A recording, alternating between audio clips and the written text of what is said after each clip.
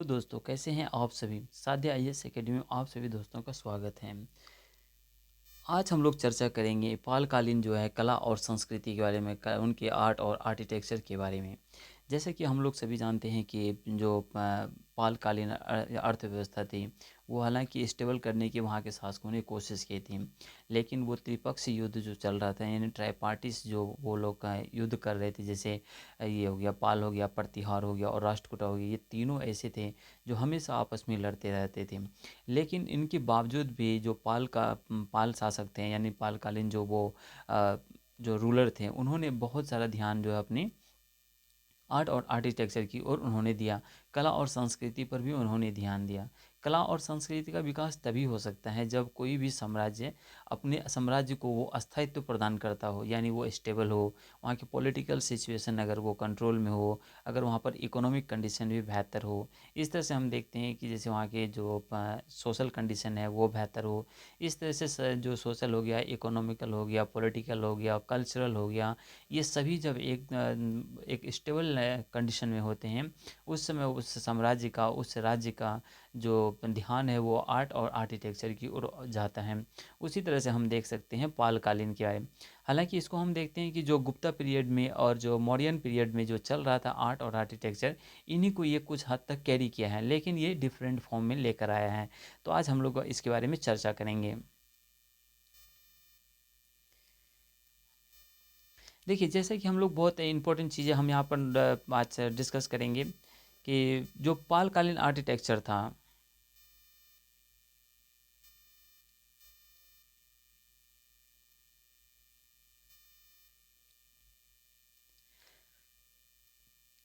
जैसे कि हम लोग यहाँ पर देखेंगे पालकालीन जो है, यानी जो है उनका आर्ट और आर्किटेक्चर था, इनको अलग अलग जो है रूप में इसको क्लासिफाइड किया गया है। जैसे इसमें पहला हम लोग देखते हैं आर्किटेक्चर के फॉर्म में। इसमें उसको देखते हैं, जैसे देखिए ध्यान देंगे हम लोग यहाँ पर, बहुत इंपॉर्टेंट चीज़ें हैं कि यहीं से हमारा सारे चीज़ बन जाएगा। जैसे और आर्ट और आर्किटेक्चर की, इसके अंदर हम लोग सबसे पहले जो उनके पैलेस देख लेंगे कि उनका राजमहल किस तरह का बना हुआ था, राज दरबार, तो यानी बहुत सारे ऐसे महल उन लोगों ने बनाए, यानी पालकालीन जो शासक थे उन्होंने बनाए। उन्होंने कुछ महाविहारस बनाए, यानी महाविहार जो थे, जैसे नालंदा महाविहार की बात करेंगे। उसके बाद जैसे उदंतपुरी हो गया, विक्रमशिला हो गया, ये सभी महाविहार के बारे में हम लोग यहाँ पर चर्चा करेंगे। फिर हम लोग देखेंगे उन लोगों ने जो है जो पाल शासक थे, उन्होंने स्तूपा को भी बनाया, चैत्य को भी बनाया, टेम्पल्स को भी बहुत सारे बनाए, यानी उन्होंने मंदिर हो गया, चैत्य हो गया, उसके बाद जो स्तूप हो गया, महाविहार हो गया और महल हो गया, इन सब चीज़ों को उन लोगों ने, उन शासकों ने बनाया, उनके ऊपर ध्यान दिया उन्होंने। दूसरा देखेंगे हम उसके मूर्ति कला को, स्कल्पचर को। इसमें वो दो तरह के टेक्निक अपनाते, ध्यान देंगे आप, ये यहीं से सारी चीज़ें होते हैं। अगर इतना पॉइंट्स आप अगर कर लेते हैं तो इस जो है जो पालकालीन आर्ट और आर्किटेक्चर, इसको आसानी से आप लिख सकते हैं। देखिए उसमें है एक ब्रॉन्ज कास्टिंग टेक्निक, दूसरा है जो स्टोन से बनाए जाते थे, दो तरह से, एक ब्रॉन्ज कास्टिंग था, दूसरा स्टोन कार्विंग था। ये दो तरह की चीज़ें देखेंगे। देखिए तीसरा जो मेन पॉइंट है वो है पेंटिंग्स।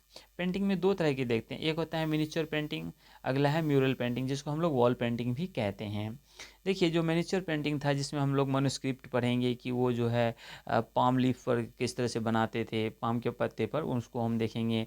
उसके बाद म्यूरल लीफ को मतलब कि म्यूरल पेंटिंग देखें, जिसको यानी वॉल पेंटिंग कहते हैं। इन सब चीज़ों को हम लोग एक एक करके यहाँ पर देखेंगे। देखिए पहला बात करते हैं हम लोग यहाँ पर जो उसके राजमहल यानी पैलेस के बारे में।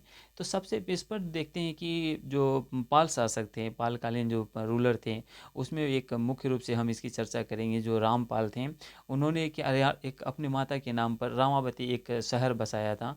उस रामावती शहर में वो बहुत सारे बिल्डिंग्स और बहुत सारे टेम्पल को भी उन लोगों ने बनवाया था। वहाँ पर देखिए बहुत सारे बिल्डिंग हो गया, बहुत सारे टेम्पल्स, वो रामावती एक शहर था जहाँ पर रामपाल ने अपनी माँ के नाम पर रामावती शहर बसाया था। इस शहर में बिल्डिंग और बहुत सारे टेम्पल उन्होंने बनवाए थे।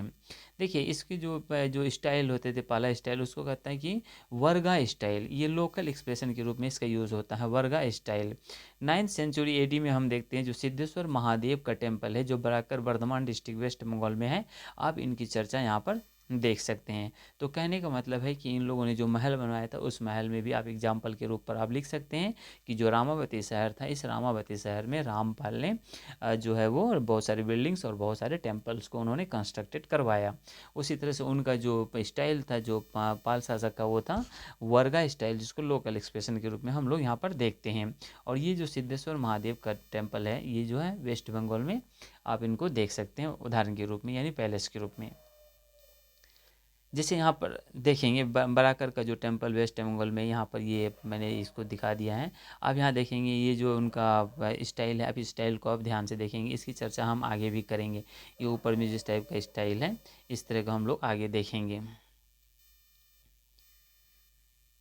देखिए अब हम इसकी चर्चा करेंगे महाविहारस की, यानी जो इन्होंने महाविहार बनाए थे उस महाविहार। हालांकि जो ये पाल शासक थे, पाल शासक ने बहुत सारे ऐसे महाविहार का जो उन्होंने निर्माण करवाया। जैसे हम लोग देखते हैं कि नालंदा जो है महाविहार हो गया, उसके बाद विक्रमशिला हो गया, सोमपुरा हो गया, यानी सोमपुर कहते हैं, ये हो गया देवी को मतलब देवी कोटा हो गया, पेंडोरा हो गया, फुलबाड़ी हो गया, जुगल डाला हो गया। ये सभी चीज़ों को उन लोगों ने बहुत सारे ऐसे महाविहार का निर्माण करवाया।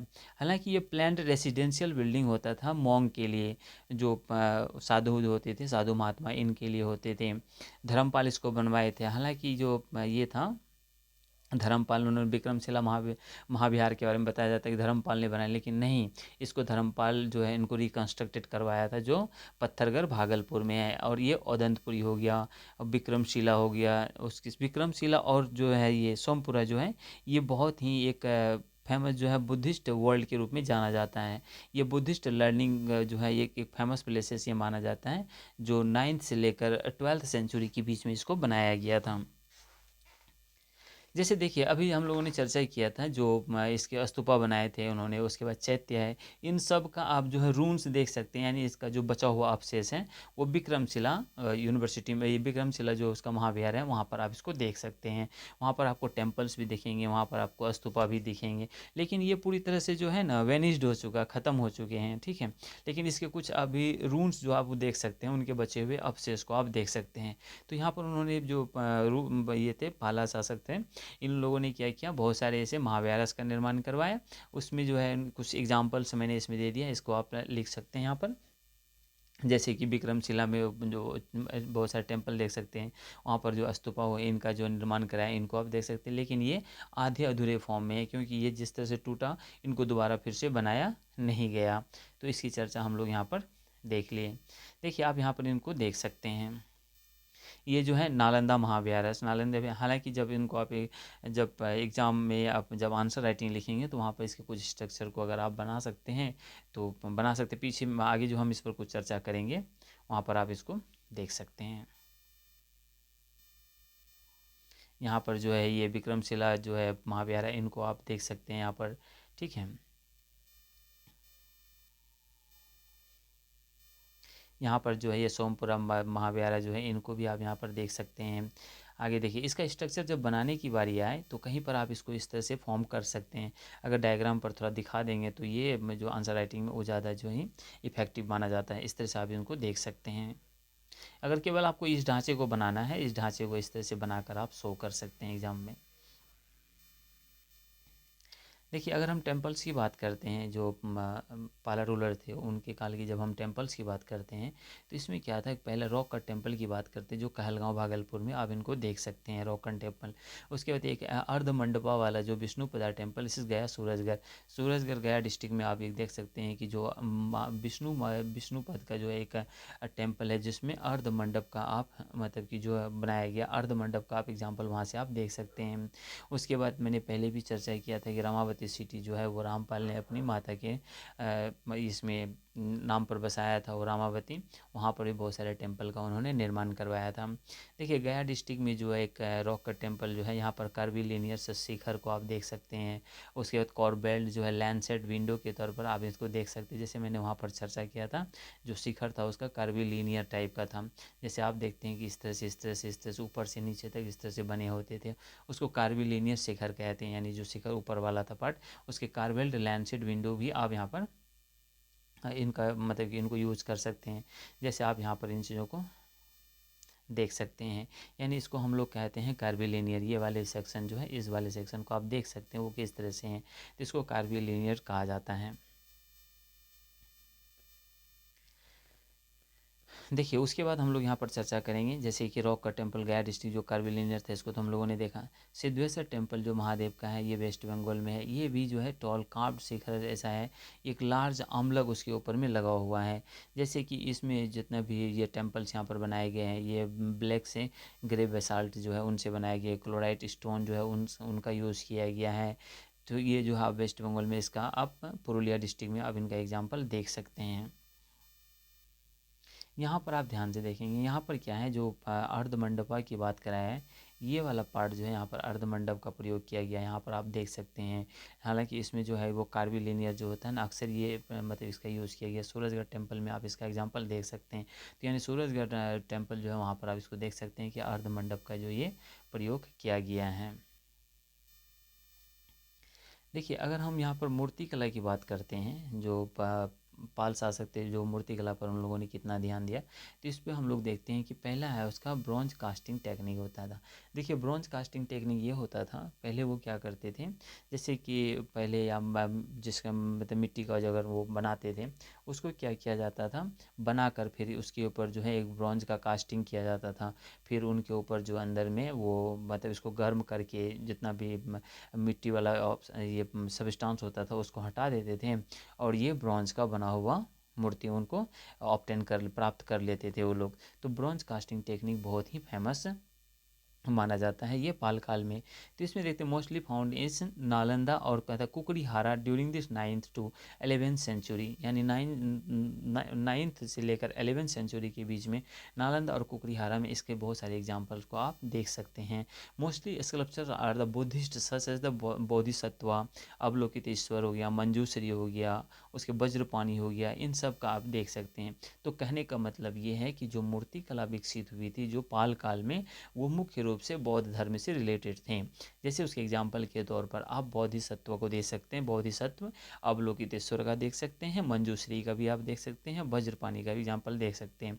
देखिए कुकड़ीहारा जो है, कुकड़ीहारा में एक crowned image of Buddha obtain हुआ है, यानी जो एक बुद्ध की जो एक मूर्ति मिली है जो कि क्राउंड है, यानी जो वो ये मतलब उनको भी आप वहाँ पर देख सकते हैं। नालंदा में आप देख सकते हैं कि right hand held Abhaya mudra in the finest piece of bronze statue, यानी ब्रॉन्ज स्टेचू के रूप में सबसे आप फाइनेस्ट पीस जो आप देख सकते हैं इसमें मूर्ति कला का, वो अभय मुद्रा में बुद्ध को दर्शाया गया, जो नालंदा में आप देख सकते हैं।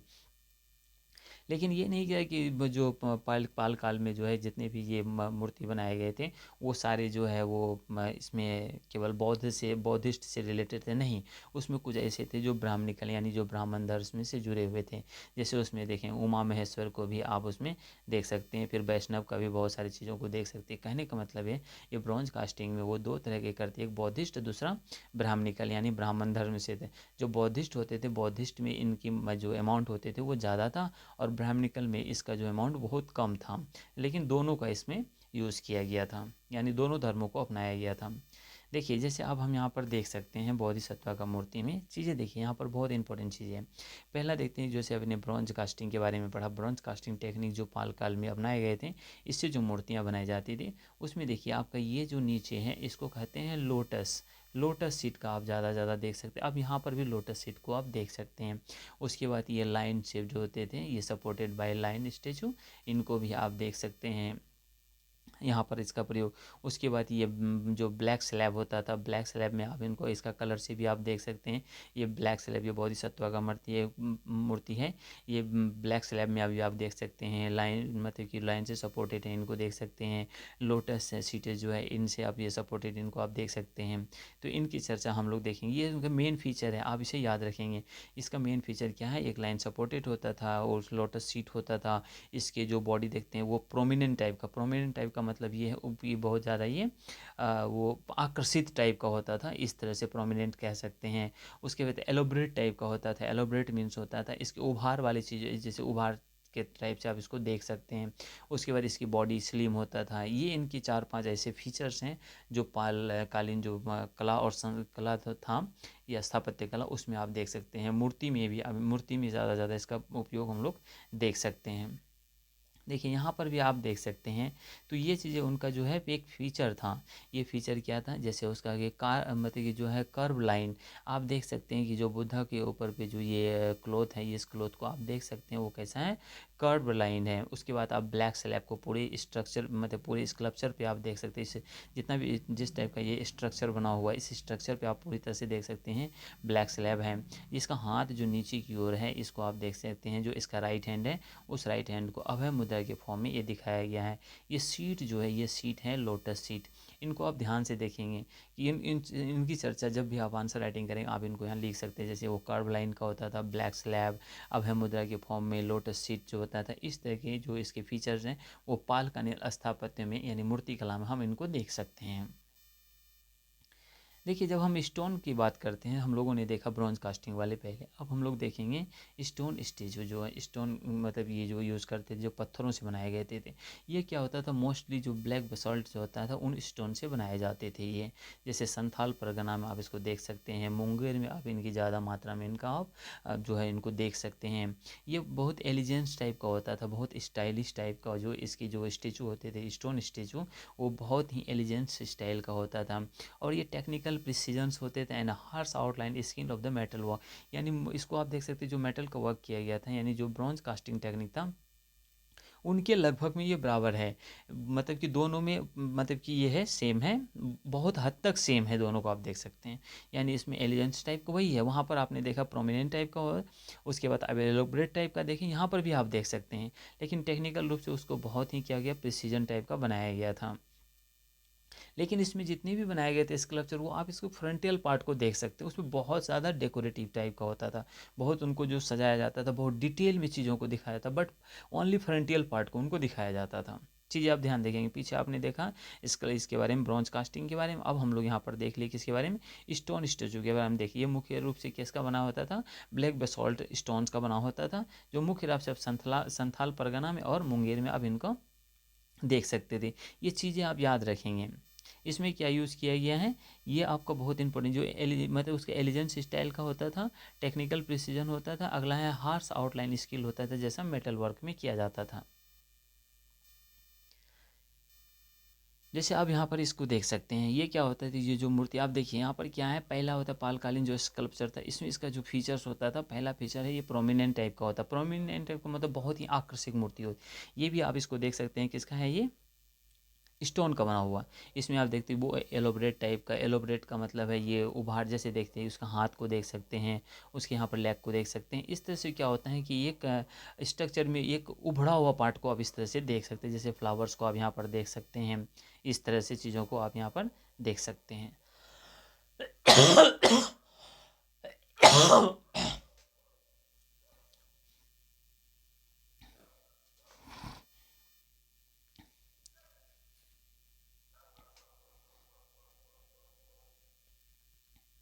देखिए अगला देखेंगे ब्लैक स्लैब कार्व जो होता है, तो इसका जो ब्लैक स्लैब को भी आप देख सकते हैं, ब्लैक में लोटस सीटेज देख सकते हैं, स्लिम बॉडी देख सकते हैं। देखिए इसके कुछ 5 पॉइंट मैंने बताया, इसमें से ये पाँचों पॉइंट आपको याद रखने हैं, ये बहुत ही इंपॉर्टेंट है। पहला है क्या होता था, प्रोमिनेंट टाइप का। अगला एलोब्रेट टाइप का, एलोब्रेट का मतलब है कि वो अब देखिए मतलब कि वो बहुत उभार टाइप का आप चीज़ों को देख सकते हैं। प्रोमिनेंट का मतलब बहुत आकर्षित। ब्लैक स्लैब का मतलब पूरी तरह से ब्लैक। लोटस से कार्व मतलब लोटस सीटेज को यहाँ देखें आप, लोटस सीटेज का यूज़ किया गया, यहाँ पर भी आप देख सकते हैं, पीछे वाले भी हमने इमेज में यहाँ पर दिखाया था मैंने आपको। और उसके बाद जो इसके बॉडी बहुत होता था, स्लिम टाइप का बॉडी होता था। ये सारे जो पालकालीन जो स्थापत्य कला होते थे, उसमें मूर्ति कला में आप स्टोन वाले पार्ट में यानी पत्थर की मूर्तियों में ये सारे फीचर्स को आप देख सकते हैं। यहाँ पर भी आप इन चीज़ों को देख सकते हैं। आपको मेन चीज़ वो पांचों चीज़ याद रखने हैं, मेन पॉइंट। लोटस सीटेज तो यूज होता ही था, मतलब इसकी बॉडी जो है वो एलोब्रेट टाइप का होता था, प्रोमिनेंट टाइप का होता था, ब्लैक स्लैब होते थे, इस तरह से स्लिम बॉडी आप इनको देख सकते हैं। इनका ज़्यादा इसमें ये किया गया है, प्रयोग किया गया है। देखिए अगर हम पूरी तरह से अगर पूरे पालकालीन की फीचर्स की कुछ बात करें, पहला क्या होता था, स्लिम और ग्रेसफुल फिगर। यानी स्लिम, उसके पतले देखते हैं, शरीर कितना जो पतले टाइप का होता था, ग्रेसफुल टाइप का देखते थे। एलोबरेट जो होता था उसमें ज्वेलरी बहुत ज़्यादा उसको यूज़ किया जाता था। कन्वेंशनल डेकोरेशन, उसके जो है वो डेकोरेशन बहुत ज़्यादा किया जाता था। मैंने बताया कि जो स्कल्पचर होता था उसमें वो फ्रंटियल पार्ट होते थे, उसको बहुत ही डेकोरेटेड और बहुत ही डिटेल टाइप में उनको वो शो करते थे। देखिए इसमें कहता है कि जो स्कल्पचर फ्रॉम बिहार, जो सीट बिहार से सम कि वोट थिक सीट के रूप में आप देख सकते हैं, heavier in the general proportion of the limbs than this from this Bengal. देखिए अब बंगाल में जो पाया गया उस मतलब कि वहाँ पर जो बंगाल में जो ये मूर्तियाँ पाई गई है उसको, और बिहार में जो मूर्तियाँ पाई गई, इन दोनों में आप देख सकते हैं कि जो बंगाल में मूर्तियाँ उनसे ज़्यादा ही प्रोमिनेंट टाइप का जो मूर्ति है वो बिहार में बनाया गया है। इनको आप देख सकते हैं। देखिए इनके कुछ ऐसे भी हैं, इनके एग्जाम्पल्स जो है जो पालकालीन जो शासक थे इनके बारे में आप देख सकते हैं कि इनका जो रिलेशन वो जावा के जो है राजाओं से था। तो इसका मतलब है कि इनका जो है विदेशों से भी इनका संपर्क ज़्यादा होता था। उसके बाद जैसे वे ये बांग्लादेश में देख सकते हैं, वेस्ट बंगाल में आप देख सकते हैं। यानी इन चीज़ों को आप ज़्यादा दोनों तरफ देख सकते हैं ये। उसके बाद जैसे कि वहाँ पर राजमहल में जो ब्लैक बेसॉल्ट स्टोन पाया जाता है, इनका भी बहुत ज़्यादा प्रयोग जो है बांग्लादेश और बंगाल में जो मूर्तियाँ बनाई गई उसमें आप इनको देख सकते हैं, वहाँ ज़्यादा इसका यूज़ हुआ है। यानी वो ब्लैक बेसॉल्ट स्टोन जो है ये कहाँ, राजमहल की जो पहाड़ी होते थे वहाँ से इसको लाया जाता था, इनका उपयोग किया गया। तो इसका मतलब ये है कि ये जो पालकालीन जो मूर्ति कला होती थी, ये मूर्ति कला जो बहुत ही ग्रेस होते, स्लिम बॉडी होते थे, एलोबरेट ज्वेलरी जो उनका मतलब कि बड़ा रहता था, बहुत ही ज़्यादा डेकोरेटेड टाइप का होता था। उनके जो जो ये होते थे स्ट्रक्चर वो बहुत ही ठीक होता था। इस तरह से आप इनको देख सकते हैं।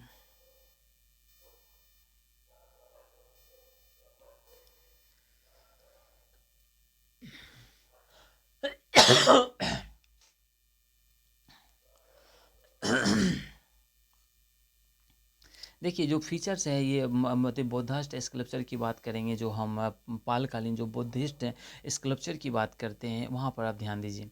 वहाँ पर इस चीज़ों को मैंने लिख दिया पॉइंट्स में। स्कल्पचर होता था वेरी प्रोमिनेंट होते थे, एलोबरेट टाइप का होता है, लोटस सीट होता था, फ्रीक्वेंटली सपोर्टेड बाय लायंस। मैंने पीछे भी आपको दिखाया था इसके बारे में। जैसे आप इसमें एग्जाम्पल के देखते हैं, देखिए सेब आइकन के रूप में आप महेश्वरा का देख सकते हैं। इसमें तांत्रिसिज्म का बहुत ज़्यादा ही उपयोग हुआ है। यानी देखते हैं जो तांत्रिकवाद होते थे, तांत्रिकवाद के प्रभाव जो है इस पर आप देख सकते हैं। और ये जैसे कि जो वैष्णव था, वैष्णव की इमेज भी बहुत ज़्यादा वहाँ पर बनाए गए थे, जो बौद्धिस्ट में आप देख सकते हैं। ये सारी चीज़ों को आप ध्यान रखें कि जो बौद्धिस्ट फीचर के रूप में इसका यूज़ किया गया था। अगला देखिए उसमें क्या होता था कि जो मैंने आपको पीछे बताया, इसका ओनली फ्रंटियल पार्ट जो होते थे वो ज़्यादा शो करते थे, वो ज़्यादा डेकोरेटिव होता था। Frontal part was highly detail and decorated होता था। उसमें जो होता बट जेन्युइननेस जो होते थे वो बहुत लैक होते थे, मतलब जो वास्तविकता होते थे बहुत ही कम होते थे। Because over use of decorative, यानी ज़्यादा डेकोरेटिव और तांत्रिसिज्म का प्रयोग, यानी तांत्रिक जिसको कहते हैं, तांत्रिकवाद का ज़्यादा प्रयोग होने के कारण, ज़्यादा सजावटी होने के कारण इसमें जो जेन्युइननेस थे वो इसमें कम पाया जाता है। जो पालकालीन मूर्तिकला है इनको आप देख सकते हैं वहाँ पर। देखिए यहाँ पर जो है हम पेंटिंग की बात जब हम करते हैं तो यहाँ पर हम देखेंगे कि ये है। अब देखिए जैसे हम लोगों ने वहाँ पर देखा कि जो इसके जो पालकालीन थे वो उसका जो आर्किटेक्चर था वहाँ पर हम लोगों ने देखा। उसके बाद हम लोग देखे कि उसका जो है स्कल्पचर कैसे बनाए जाते थे। अब हम लोग देखेंगे उसके पेंटिंग्स के बारे में। पेंटिंग्स में भी हम लोगों ने क्या देखा था, पहला जो है जिसको हम लोग ने मिनिएचर पेंटिंग मैंने कहा था। यहाँ पर क्या है, ये जितने भी मिनिएचर पेंटिंग थे ये जो mostly found in eastern and western, जैसे ऐसे आप समझ सकते हैं कि पूर्वी और पश्चिमी इंडिया में आप इनको बहुत ज़्यादा देख सकते हैं। ठीक है, जैसे अगर हम ईस्टर्न की बात करते हैं, ईस्टर्न में बुद्धिज़्म को ज़्यादा शो कर देख सकते हैं आप। और जो वेस्टर्न है, वेस्टर्न पार्ट में आप जैनिज़्म की ज़्यादा मूर्तियों को आप देख सकते हैं, इसकी पेंटिंग को देख सकते हैं। तो ईस्टर्न और वेस्टर्न दोनों पार्ट में, ईस्टर्न वाले में बुद्धिज़्म्स और वेस्टर्न पार्ट में जैनिज़्म को आप देख सकते हैं। इसमें क्या होता है, जो मैन्युस्क्रिप्ट होती थी ये मुख्य रूप से जिसको आप ये कहते हैं, मतलब कि इसमें बुद्ध की लाइफ से जुड़े हुए थे life of Buddhas and several gods और गॉडेस। जैसे उसमें महायान हो गया, वज्रयान हो गया, इन सब के सेक्ट्स को आप उसमें डिपिक्ट देख सकते हैं। यानी बुद्ध से रिलेटेड या बुद्ध के लाइफ से रिलेटेड जो भी बातें होती थी उनको आप वहाँ पर ये मैन्युस्क्रिप्ट में आप देख सकते थे। उसके बाद आप देखते हैं कि जो ये उसकी जो पेंटिंग्स होते थे, उस पेंटिंग में ये आप इसको यूज़ करेंगे, जब भी आप आंसर राइटिंग करेंगे तो वहाँ पर आप इसको देखेंगे कि उनके जो ये फीचर्स होते थे उसको कहते हैं जो तांत्रिकवाद, इनका प्रभाव ज़्यादा आप इसमें देख सकते हैं। उसके बाद influence of the eastern India and Tibet हो गया, नेपाल पेंटिंग, इन सब में इनके जो पालकालीन जो पेंटिंग थी, इस पेंटिंग के इन्फ्लुएंस को आप वहाँ देख सकते हैं। Large number of manuscript of palm leaf जो है related to Buddha's themes such as आस्था, मतलब कि सहस्रिका हो गया, प्रज्ञा परमपिता, ये होता है क्या कहते हैं, आस्था सहस्रिका, प्रज्ञान परमिता, इनको नालंदा में आप इस चीज़ों को देख सकते हैं। ठीक है। उसके बाद जैसे कि रामपाल जिसको ये किए थे, बनाए थे, उसके बाद इसका मुख्य रूप से जो कलर यूज़ होता था वो कैसा होता था, रेड होता था, ब्लू होता था, ब्लैक और वाइट। ठीक है, ये उसके फंडामेंटल कलर्स के रूप में यूज़ होते हैं। यानी कहने का मतलब है पेंटिंग में जो मिनिएचर पेंटिंग थे ये जो है ईस्टर्न और वेस्टर्न दोनों पार्ट में पाए गए हैं। ईस्टर्न में ये बौद्धिज्म से, वेस्टर्न में जैनिज्म से। इसमें ये बुद्धा से रिलेटेड, उनके लाइफ से रिलेटेड जो भी थीम होते थे, जो भी विचार होते थे, उनको डिपिक्ट किया गया है। इसमें बहुत सारे गॉड और गॉडेस के बारे में भी डिपिक्शन किया गया है। ये जो है इसके पेंटिंग पर जो है वो तांत्रिकवाद का प्रभाव देख सकते हैं आप। ये ईस्टर्न और वेस्टर्न, ईस्टर्न में आप देख सकते हैं वो उनका इफेक्ट देख सकते हैं, तिब्बत में, नेपाल में इनके प्रभाव को देख सकते हैं। उसके बाद जो है ये आस्था मतलब सहस्रिका मतलब कि प्रज्ञान परमिता जो है नालंदा में, इनको आप देख सकते हैं जो रामपाल के द्वारा बनाया गया। कलर के रूप में इसका जो रेड, ब्लू, ब्लैक और वाइट, ये सभी मतलब कि जो कलर, ये नेचुरल कलर यूज़ करते थे। इन चीज़ों को आप देख सकते हैं, ये इसके मेन फीचर है जो पेंटिंग में। देखिए आप यहाँ पर एक पालकालीन जो मनुस्क्रिप्ट को आप यहाँ पर देख सकते हैं, किस तरह से इसकी जो है लिखावट होती है, इन चीज़ों को आप यहाँ पर एक बार देख सकते हैं। देखिए यहाँ पर भी आप इसको पेंटिंग, पालकालीन जो पेंटिंग होता है उस पेंटिंग को भी आप यहाँ पर देख सकते हैं। वहाँ पर हम लोगों ने क्या देखा, देखिए जब हम पेंटिंग्स की बात करते हैं तो हम पेंटिंग को बहुत जगह देख सकते हैं, जैसे विक्रमशिला यूनिवर्सिटी जो महाविहार थे वहाँ पर देख सकते हैं, नालंदा महाविहार में आप इनको देख सकते हैं, उदंतपुरी में देख सकते हैं। उन सब के जो ये वॉल पेंटिंग, ये पेंटिंग जो बनाते थे वो पेंटिंग पर हम इन चीज़ों को देख सकते हैं। देखिए अब हम लोग चर्चा करेंगे वॉल पेंटिंग की। देखिए वॉल पेंटिंग जो होता था ये जैसे कि सरहद हो गया और सराय स्थल में भी आप इनको नालंदा में, वहाँ पर आप इसको देख सकते हैं। मुख्य रूप से जो वॉल पेंटिंग होते थे वो ज्योमेट्रिकल शेप में होते थे, जो मुख्य रूप से एनिमल और ह्यूमन बीइंग के जो इमेजेस होते थे उसको ज्योमेट्रिकल शेप में बनाया जाता था, उनको आप देख सकते हैं। Some images of the elephants and horse होता है। उसके बाद डांसर बोधिसत्वा को भी आप देख सकते हैं वहाँ पर, है ना। Impact of the Ajanta and बाघ पेंटिंग, जैसे देखिए इसमें जो इसमें गुप्ता पीरियड में जैसे बाघ पेंटिंग था, और आप देखते हैं अजंता पेंटिंग जो बहुत पहले से चला आ रहा है, अजंता पेंटिंग, इन दोनों के इफेक्ट को भी आप यहाँ पर देख सकते हैं। जो पालकालीन जो स्थापत्य होते थे उस स्थापत्य में जो वॉल पेंटिंग होता है उस वॉल पेंटिंग पर अजंता और बाघ जो ये पेंटिंग होते थे इनके भी इफेक्ट को आप देख सकते हैं यहाँ पर। हम शुरू में ही बताए थे कि जो मौर्यन पीरियड का जो आर्ट था उसको और गुप्ता पीरियड के जो आर्ट थे उनके रूल्स को ये ढो रहे थे, यानी उनके बचे हुए आपसे उसको कुछ हद तक लेकर आए, लेकिन उसमें बदलाव करते हुए लेकर आए। इसमें क्या था कि जो आर्टिस्टिक होते थे वो इसको बहुत ही ब्यूटीफुल फॉर्म में जो है उनको समझा, मतलब सजाते थे। देखिए ये आर्टिस्टिक और ब्यूटीफुल फॉर्म में इसको जैसे टेराकोटा व develop is during the Pala period for the purpose of decorating some statue and कहता वॉल पेंटिंग। इसमें जो है इसमें जो वॉल पेंटिंग आप देखते हैं जैसे आप नालंदा महाविहार में देख सकते हैं, उसके बाद विक्रमशिला आप महाविहार में आप इनको देख सकते हैं। वहाँ पर जो पेंटिंग किया जाता था, इस पेंटिंग के लिए टेराकोटा जो होता था, मिट्टी की मूर्तियाँ जो बनाई जाती बहुत ज़्यादा बनाए जाते थे, केवल डेकोरेटिव पर्पज़ के लिए बनाए जाते थे, याद रखेंगे। पाला पीरियड में जो मतलब टेराकोटा होता था, जो मिट्टी की मूर्ति होते थे छोटे छोटे, वो बहुत ही ज़्यादा मतलब कि जो है डेकोरेटिव फॉर्म में बनाए जाते थे, इनको वॉल पेंटिंग में यूज़ करने के लिए। देखिए इनका एग्जांपल यहाँ पर मैंने लिख भी दिया है कि मतलब कि जो विक्रमशिला महाविहार में आप इनको देख सकते हैं। एक मतलब कि जो मिरर के सामने एक इसमें बैठी हुई एक लेडी का जो सबसे ज़्यादा इम्पोर्टेंट ये है पेंटिंग, आप इनको देख सकते हैं। यहाँ पर आप इन चीज़ों को देख सकते हैं। देखिए इस पेंटिंग में जो अभी मैंने हम लोगों ने पढ़ा कि जो इमेजेस बनाए जाते थे ह्यूमन बीइंग टाइप के, वो एनिमल को जो दीवार में, इस चीज़ों को आप यहाँ पर देख सकते हैं। यहाँ पर बनाया गया है एनिमल के मतलब कि जो है फ्लावर के साथ ह्यूमन बींग को इसका यूज़ यहाँ पर ज़्यादा किया गया है।